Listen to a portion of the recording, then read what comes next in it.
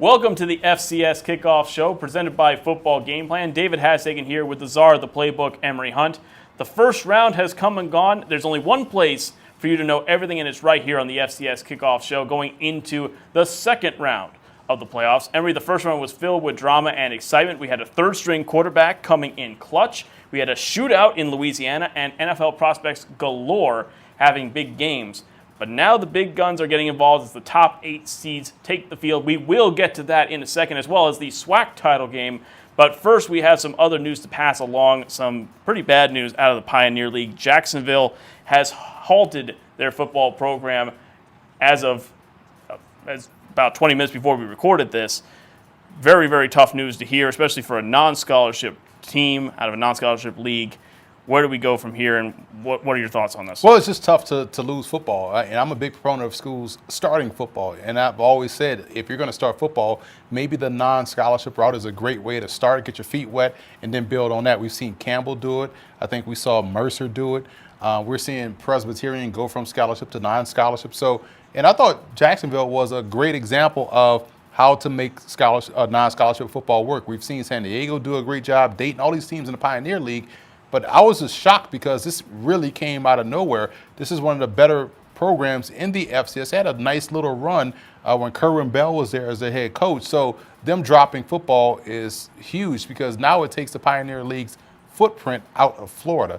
And that's a huge deal because recruiting and also TV rights and things of that nature, the footprint in Florida is huge. And to not have a team in Florida is going to be big for the Pioneer League. Well, it's not fully gone. You still have Stetson down there. Forgot about Stetson and D-Land, Florida. Who will have a presence there, but certainly not a good day. Not Jacksonville. In the Pioneer League and for Jacksonville University. So hopefully we'll see the Dolphins back soon, maybe in a lower league. But now let's get back to on the field. Before we get into the second round, we start with the last playoff game before the Celebration Bowl, and that is the SWAC title game. Alcorn was already in. We knew they were in for a couple of weeks.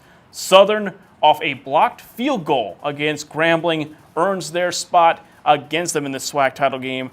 Special teams are going to be huge in this one, but the real question is, can Southern get over the hump? Alcorn dominated them in the regular season. Yeah, Alcorn has one of the best quarterbacks who's on the Peyton Award watch list, finalist actually, in Felix Harper. Outstanding QB, dual threat guy. The lefty is out there throwing footballs accurately down the football field and has their offense clicking because he's a dual threat guy, but he's primarily a passer, but their run game has been a great compliment because of his ability to throw the football. Defensively, we know they have the best defense in the SWAC. That showed itself against Southern in this matchup this past season or earlier in the season and also last year down there on the reservation. So I think Southern will be game. They have a good chance to really steal one here against Alcorn. I love Ladarius Skelton. I love Hunter Register, the big 6'5" receiver they have, the NFL prospect out there on the perimeter, catching those deep balls down the field. But I think Alcorn is just too complete of a team to lose to Southern. I like the Braves. That was an emotional game for Southern. Beating Grambling in the Bayou Classic is always huge, but to do it that way, we'll see how prepared this team is and how they can focus going into this SWAC title game. Let's get now into the second round. As we said, the seeded teams now enter into the fray, and we start with the number 1 seed. We're just going to go right down the bracket in order. The number 1 seed, North Dakota State Bison, taking on Nichols. Nichols got a nice win in the first round. They're going to have a whole different set of challenges, though, as they go to the Fargo Dome to take on the Bison. Well, at least they won't be playing in the elements. But this game, they will have to stick to the script once again. Run game defense. We saw their defense step up against North Dakota. Their run game stepped up as well against the Fighting Hawks. They will need both to step up against North Dakota State. The difference is that their offensive line, North Dakota State's offensive line, is tremendous. They do a great job of leaning on opponents. Trey Lance is one of the top freshmen in the country, also up for both the Jerry Rice Award and Peyton Award as a finalist. So when you look at how he's playing, and this is his first playoff game, so there could be some inconsistency that we'll see early on, but I think they will have enough to overcome that. I like North Dakota State. And North Dakota State's defense has been really underrated this year. This year especially, they've been outstanding. Tuska has been ridiculous on his side of the ball. He is a finalist for the Buck Buchanan Award as well. He's in the running for that award. But, yeah, I agree with you. I think North Dakota State has just way too much. As much as Nichols would love to do the North Dakota sweep, I don't think it's going to happen. I think the Bison take it. On to the next game here as we go down the bracket. The number 8 seed, Central Arkansas. They will have one of the more intriguing games as they host the Redbirds of Illinois State.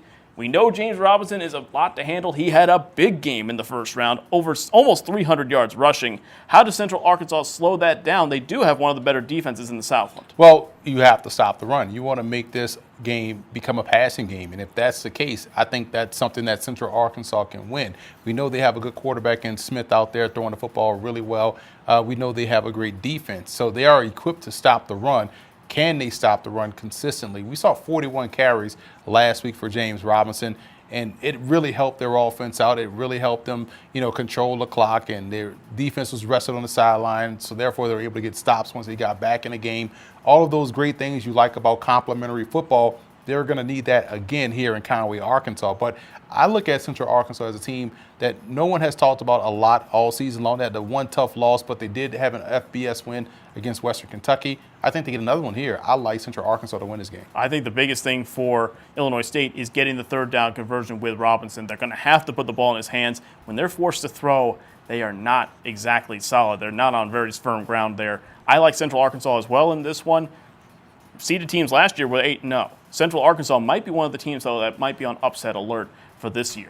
Moving on to the next game is a really intriguing one. Number 5 seeded Montana State taking on the Great Danes of Albany. Albany looks lost for about a half against Central Connecticut State out of the NEC, but then dominated. The freshman quarterback, Jeff Undercuffler, is outstanding, and their defense got a taste of the read option look that they're going to get from the Bobcats. Their linebackers played a phenomenal game, I thought, against Central Connecticut State. Big reason why they won. And you're right, their defense got a good taste of what they're possibly going to see against the Bobcats. The difference is the Bobcats, that's their identity. They live in that world consistently. And defensively, Sturk, the outstanding defensive lineman, I think is the best defensive player in the country in the FCS. And I think this is just too strong of a team going up against a young team in Albany. Maybe Albany is a year away, but this year in this game, I like Montana State. I think Montana State's got better athletes up front as well. Central Connecticut was very much depleted on the front side of both the offensive and defensive sides of the ball. Montana State's offense, we saw what they could do to Montana, who was a really good defensive team. Albany, if they turn this into a track meet, have a chance. I think Undercuffler, he's got a little problem, though, with pressure. That's the biggest thing. That's why I think Montana State wins this game. I think they make him uncomfortable in his first away playoff game, and I'd like Montana State as well to take the victory in this one. The next game, the number 4 seeded Sacramento State Hornets, one of the best stories of the year, taking on the Governors of Austin Peay. These are the two debutants in this year's FCS playoffs, facing off against each other. No one saw Sacramento State coming. We figured Austin Peay, they've had a success the last couple of years, and they won big in the first round. How does Sacramento State deal with them? First of all, shout out to both Coach Husband and Coach Taylor for what they've done this year with their football teams. Two outstanding coaches and their coaching staffs do a great job of getting these guys ready to play.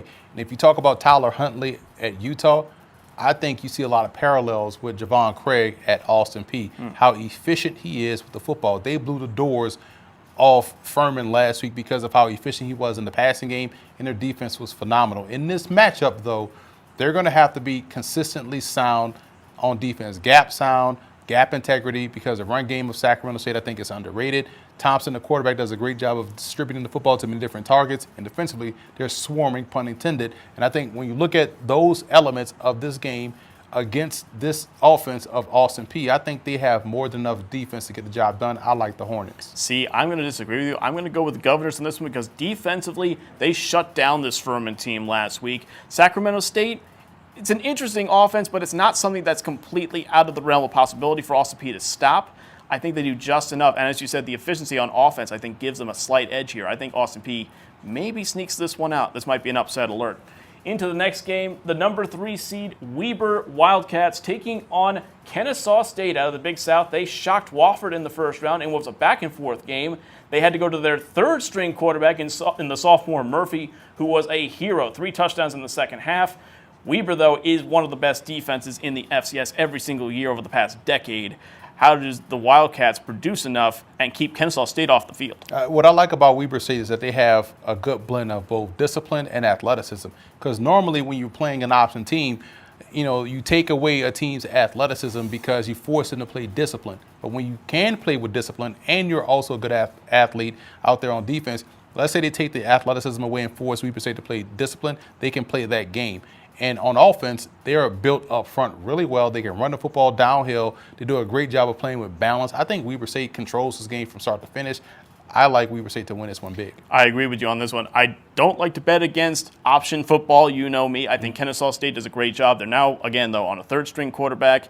He had maybe had the adrenaline pumping, I think, in the first round going into that game off an injury, but now they're facing a completely different offense as well. I think Kennesaw's defense will have a hard time. Monmouth tore them apart in the regular season. I think Weber can do the same thing. I like the Wildcats as well.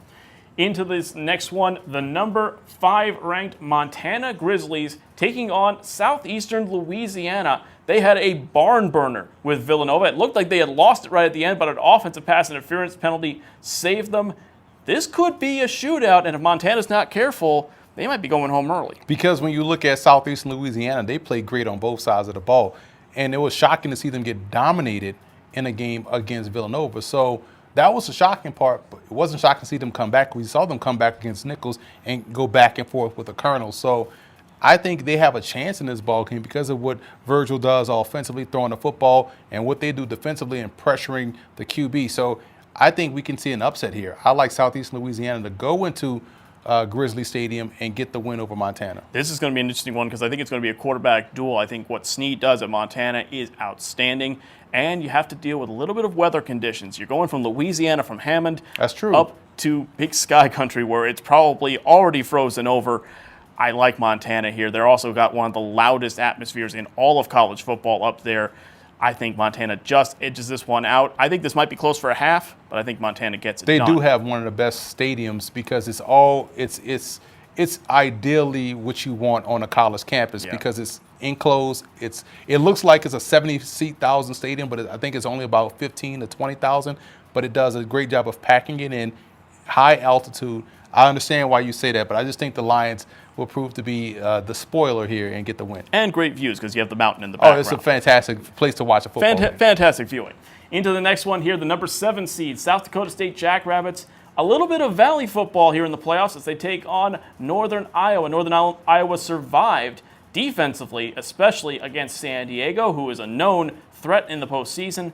But the defense will have their hands full with this Jackrabbit offense. Yeah, and I think the defense of South Dakota State will keep this offense of Northern Iowa under wraps. That was a big issue for me last game against San Diego. Their offense really couldn't find its way. Their defense played a great game and got them that win against the Toreros.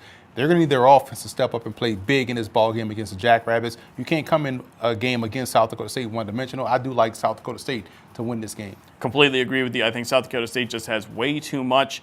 It's familiarity. And I think with Northern Iowa, I think they were able to take advantage of San Diego. San Diego wasn't prepared for that defense. South Dakota State definitely is. I think the Jackrabbits win handily. And that brings us to our last game of the second round, and that is the number 2 seed, James Madison Dukes, taking on the Monmouth Hawks, the champions of the Big South. Monmouth dominated Holy Cross in their first game.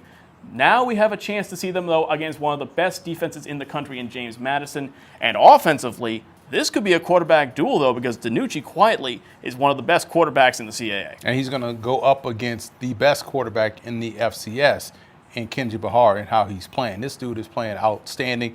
They have the best running back in the FCS in Pete Guerrero, only 112 yards away from 200 yards on the season, 2,000 yards on the season. That's ridiculous.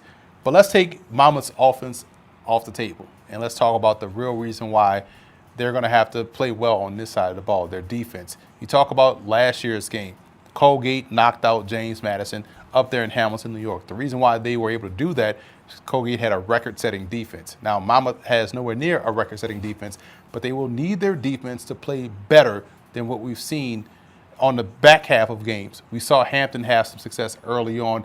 The first drive, they went down the field, threw a touchdown pass. Then we saw Holy Cross, albeit with some special teams help, and then scoring some points late. Their defense has to play its best game of the season because I think their offense will have an opportunity to move the ball against James Madison. But I don't know if I can trust Monmouth's defense consistently to get stops. And I hate comparing opponents because you look at what happened when they played Montana. Their defense gave up a lot. It was a tight game for the first quarter, scoreless, and then in the second quarter, we saw this go back and forth to where it was 21-14 at halftime, but their defense gave up a lot on the back end in the second half. I don't know if I can trust their defense in this game. I like their offense's chances, but I will say James Madison will win in a close one. I almost picked the upset, but James Madison will win in a close one. This is going to be an interesting one because I've seen both of these teams play live. The biggest thing that JMU does is they punish you for mistakes, and they do it quickly. We saw that in the Richmond game where they recovered a fumble in the end zone on Richmond's first drive. First play, over the top, big play, touchdown. But they can also play the ball control game, and that's what they're going to have to do here because Pete Guerrero is an X factor. Dude has 200 yards rushing in 4 of the last 6 games for Monmouth. He is a threat, but JMU has the number 4 rushing defense. This is going to be really a clash of strengths all the way across the board. It may come down to quarterback play, but I think DiNucci just has enough to get them over the hump. He's got the experience with this team. I think JMU also wins in a close one, but it's going to be a really, really good ball game to watch down in Harrisonburg. That'll do it for the FCS Kickoff. Don't forget, folks, to check out the FCS Opening Drive podcast on SoundCloud and iTunes for all of your FCS news and notes every Monday. For Emery Hunt, I am David Hassagen. Good luck in round 2. Go out and check out the game, and thanks for watching.